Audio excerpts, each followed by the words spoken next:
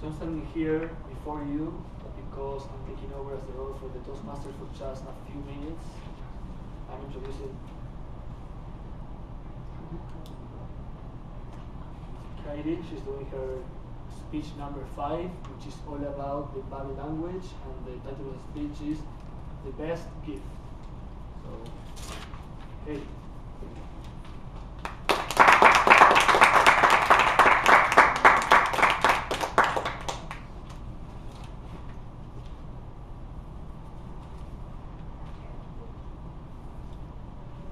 Fellow Toastmasters and guests, we hear it all the time.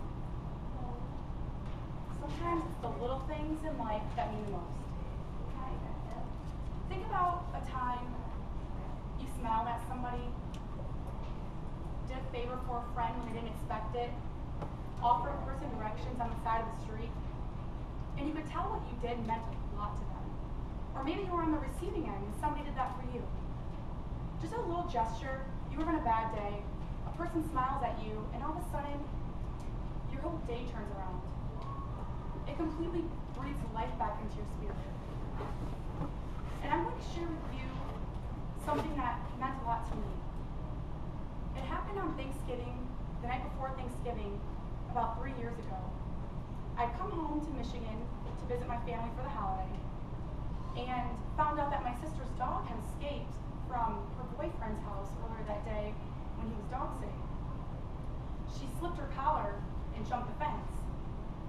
And my sister received a phone call from my mom's friend earlier that day saying she'd seen Addie, my sister's dog, over a mile away from where she came from, meaning she would have had to cross, get over expressway, and some busy roads to get there. She was filthy dirty with mud, and she didn't have a collar. She couldn't stop her because she was working, and by the time my sister got in the area, she was gone. So she'd been gone for about 8 hours. We called the city department that cleans the streets, the police department, the animal hospitals, and local animal shelters, nothing. We drove a 5-mile radius that night before giving up, hoping we wouldn't find a dead dog on the side of the road. Luckily we didn't, but we still didn't find her. And when we came home that night, hopeless, I had a thought in the back of my head. And I said to my family, maybe there's some nice, warm animal lover out there that found Addie and is going to make sure that she gets to the right home. My mom's response was, who in their right mind would take a dirty, filthy dog in their car or their home? People just don't do that, Heidi. It'd be nice, but wishful thinking. So we all went to bed that night, and the first thing that following morning, my sister calls the animal hospital that's open on Thanksgiving.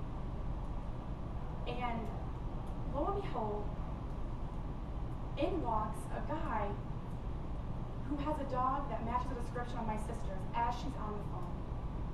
So the receptionist gives the phone to my sister, and 20 minutes later, this guy in a big Escalade pulls in the driveway with our muddy dog on his leather seats and hands her off to my sister.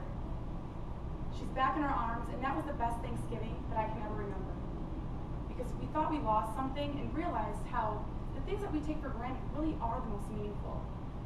And a simple little favor that you do, just out of not even thinking about it, can mean the world to someone.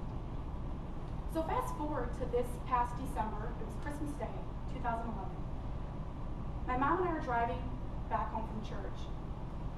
Down a busy road that's heavily traveled, and cars tend to go pretty fast as well.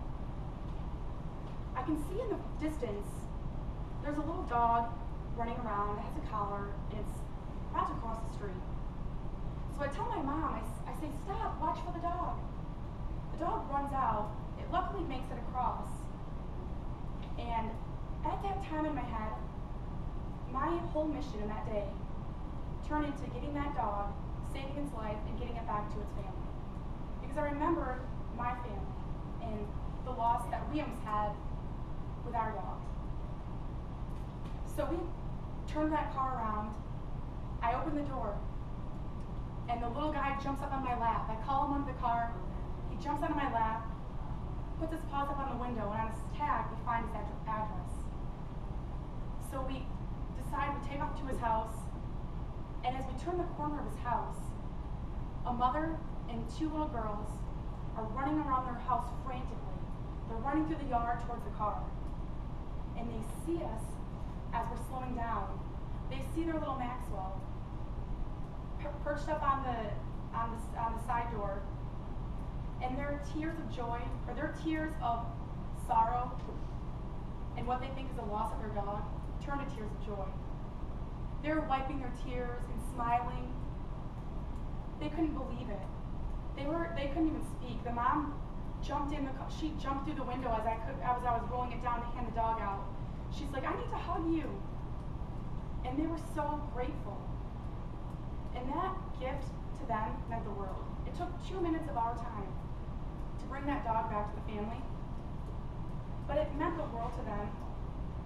And honestly, it was the best gift I received this past Christmas, was just knowing that I made a difference in these people's life, that I made their Christmas great.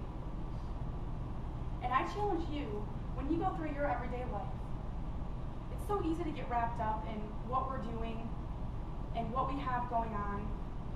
But look around you and put yourself in other people's shoes. How would you, maybe somebody's looking sad or they're having a bad day. Just smile.